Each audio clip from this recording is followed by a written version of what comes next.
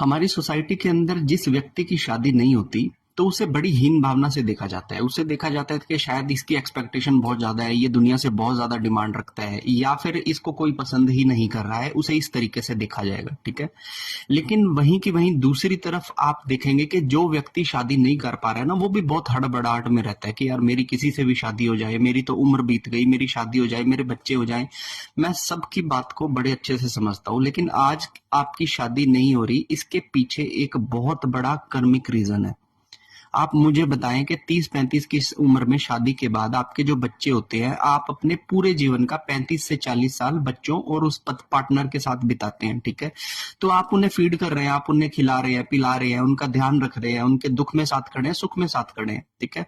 तो आपका ये जो रिलेशन है ना, ये बहुत बड़ा और बड़ा ही भारी कर्मिक रिलेशन है, जिसे बिताने के लिए आप यहाँ पर आए हो।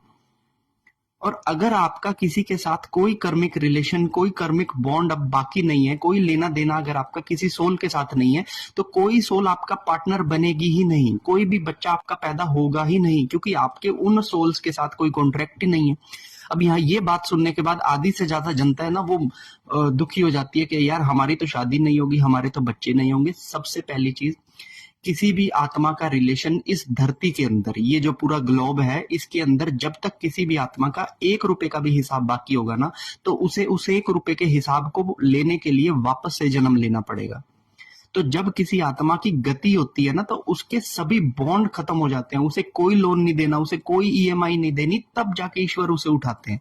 अब आपके जीवन में आपका अगर कर्मिक बॉन्ड नहीं है, तो आपकी शादी नहीं हुई, आपके बच्चे नहीं हुए। अब यहाँ पर आप लोग ये सोचना शुरू कर देते हैं कि मेरे साथ सब खराब ही चल रहा है। ये एक डिवाइन सिचुएशन है कि आपका किसी के साथ कोई कर्मिक रिलेशन नहीं है, कोई आपका किसी के साथ कोई कर्मिक बॉन्ड नहीं है। अब आप पूरी तरह से स्वतंत्रता की तरफ हो। आपकी आत्मा अब उन लोकों में भी गति कर सकती है जहां पर वो जाना चाहती है, क्योंकि यहां से आपके हिसाब किताब अब पेंडिंग नहीं है।